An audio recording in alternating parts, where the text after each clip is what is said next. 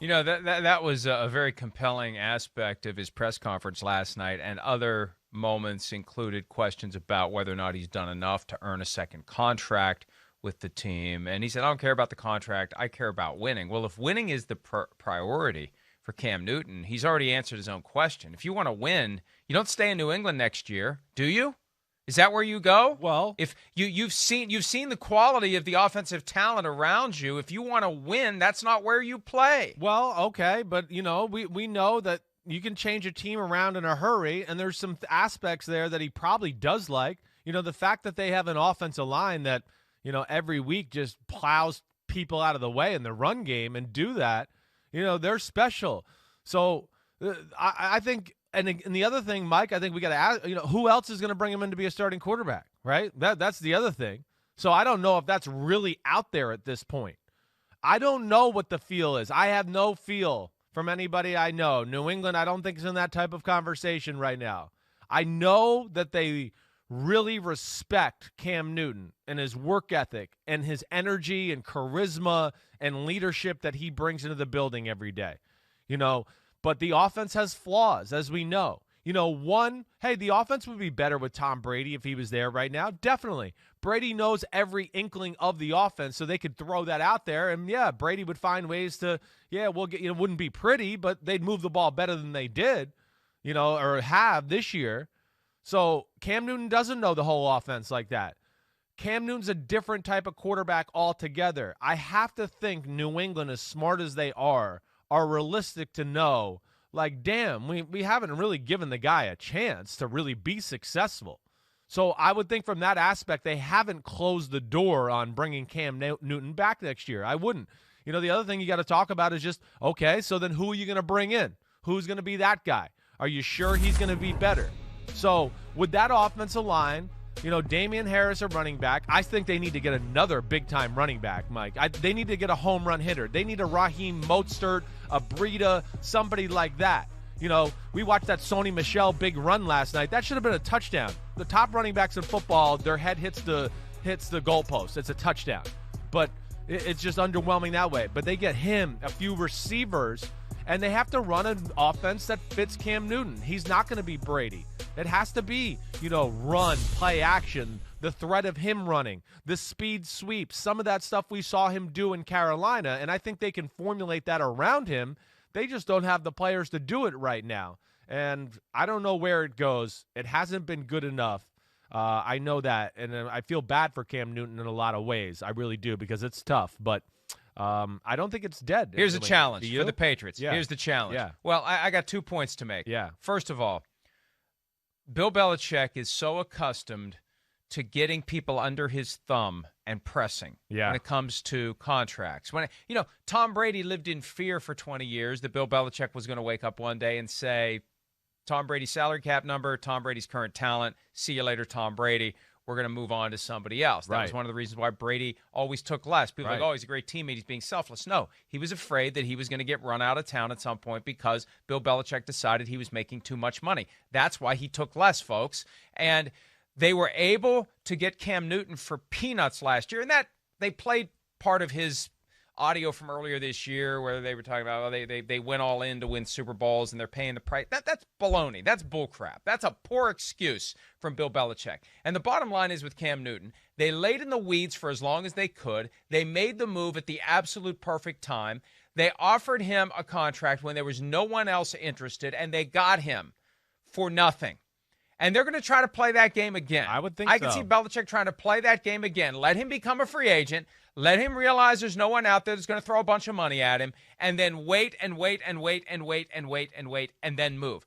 And I would suggest that if you truly want to have the kind of connection you need with Cam Newton and to get the most out of him next year, you need to move quickly and reward him for the effort and the sacrifice and the dedication and everything he's done to try to learn the Patriot way with his one hand behind his back, basically, because of no offseason program and joining the team so late and the pandemic and all of that. And this would be one of those moments that calls for emotional intelligence where you don't just wait and do the best possible deal you can because it's in the best interest of the team. It's in the best interest of the team to take care of this guy and send a message to the rest of the locker room that we are behind him. You should be behind him. We like his work ethic. This is what gets you rewarded here. And that would be, I think, the better approach. Yeah. And this is a delicate one because, Chris, here's my question for you. You worked up there. You know folks who, you hear all the time, the regular season, the preseason, and the playoffs are the regular season, and the Super Bowl is the postseason in the minds of Patriots fans.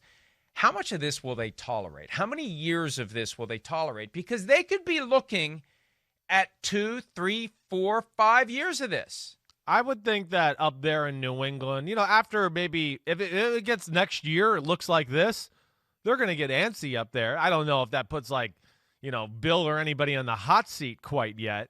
But I think a next year of one more year of mediocrity like we saw this year. Yeah, I think you're going to start to hear New England fans, murmur and start getting a little, antsy that way. I mean, I'm a little surprised by the way they've acted this year anyways. The way they treat Bill Belichick on the local radio stations, I want to be like, whoa, I wouldn't talk to anybody that way, let alone the greatest coach I've ever seen. I'm shocked by it. But this is when the chickens come home to roost. You're right. When you act the way that he has right. for all you these can't years defend and you it. step You're into right. a pothole, then you start getting some of what you've been dishing out. I was just going to say that. You're exactly right. That's why I don't feel bad for Bill that way when they talk to him, because he's been disrespectful himself that way too. I think your thing about Cam is a really good thought, Mike. And I think that might be on the horizon or on their radar. I think we have some evidence of that to a degree. I think that's why they haven't gone to Jarrett Stidham and done those things, because I think of what you're saying. I think there's still a possibility in their brain where they go, we're going to bring Cam Newton back. We don't want to have to deal with quarterback controversy, Stidham, Cam Newton talk. There's a good chance we bring Cam Newton back, I should say. Sorry.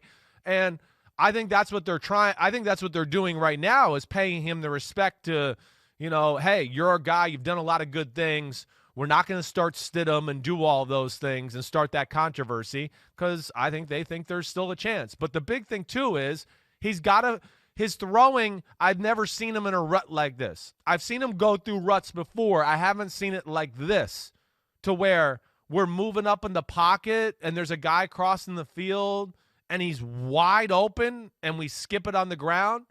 There's definitely some mechanical issues that Cam Newton's got to go back to the drawing board. He's got to think about Cam Newton throwing the ball right now. I'm going to move a little, but it's he's up there. His shoulder's always scrunched up, and then it leads to that throw all the time. And you and I have talked, and if you watch Aaron Rodgers or Josh Allen, they don't do that and come over the top like that. It's more around. It's coming around that way. Brady, Rodgers, Stafford, whatever, Mahomes, they all do that. Right now, Cam Newton has this, I'm so big and strong, I'm going to jack my front shoulder up and I'm just going to overpower it. And it's just too much work, and you can see he's got no control of the football. And the bad thing is, like my dad always says, when then you don't know where the ball's going to go, it starts affecting your decision-making, because you go, oh, I don't want to throw that because I don't know if I can throw it the way I want to throw it, so let me see if I can find somebody else. And he's got to fix that issue, Mike.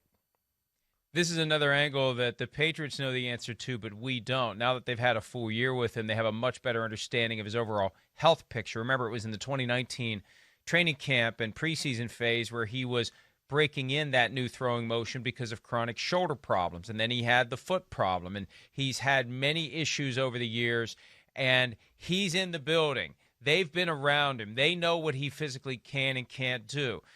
And if they decide, frankly, this guy's wrong side of 30, he's a little too banged up for us. We've managed to keep him healthy, relatively speaking, this year, but the scars of past injuries are keeping him from being the guy that he was in 2015. They're not going to broadcast that because, look, end of the day, he becomes a free agent, signs somewhere else. They want to get that extra little boost for the compensatory draft pick formula. Yeah. Their actions are going to tell us everything that we need to know. My point is this, so if you want the guy, don't wait until late June and sign him to another contract at a $1 million base salary with an upside that you only get if you're basically the Super Bowl MVP and the regular season MVP. I mean, if he would have made $7.5 million this year, it would have been the greatest deal, dollar for dollar, in the history of sports. because it would have meant they would have won a Super Bowl, and he would have been the regular season MVP, and he would have played 90% of the time, and everything would have been great. He's getting $3.7 million, most likely, for this season. And when you consider the top of the market now in new money is $45 million, that's peanuts. And if you want that guy, if you decide you want him, Chris, they need to find a way to take care of him sooner rather than later and not play a game with him, because I think that kind of comes through that long answer that we played. Yeah. Everything he's done, he's busted his ass for the team. He's gone without seeing his kids. He gets up early. He gets out the door. He gets to work. He's done everything they've asked. Right. And if there isn't a financial reward that he doesn't have to fight and scratch and claw for and engage in this nuanced negotiation that takes way too long, that's not the way it should be. If you value the people who have made the contributions and kept you from having a 4-12 season, frankly, you got to take care of them if you believe they're part of the future. Yeah, I agree with you 100% there. I do. And, in the grand scheme of things, even taking care of them is probably going to be basically peanuts for the quarterback position. I mean, when it's all said and done, they're not going to have to pay him, $20-something million. That's not going to happen. So, either way, they're going to come out with a good deal as far as a starting quarterback. And, Mike, here's the last thing, because I know we got to go. But, okay, good. There's no rush, Matt Casey said. All right. The other thing, too, is, to all the things you've said where you've been spot on and we talk about it, hey, if they want to bring him back, they better do it pretty soon. They need to mold the guy this offseason. They can't wait till June. They got to get back in the lab with a pen and the pad, right? Like, Dr. Dre said. They got to do that. They got to get in there and start fixing mechanics. Hey, talk about the language of play calling. We talked about, hey, when I call this play, I'm thinking this. And if I don't have this, then I want you to do that. All of those things got to be worked out. And that's only going to happen if they make somewhat of a pretty quick decision on him so they can get back in the meeting room, get back on the field, work on mechanics, and playing the game the Patriot way. And if nothing else, they need to convert the entire playbook to the hieroglyphics that he uses on social media. No, please don't do that. As well. Hi, I'm Mike Tirico, and thanks for watching. Make sure to hit subscribe for the latest news and highlights from NBC Sports.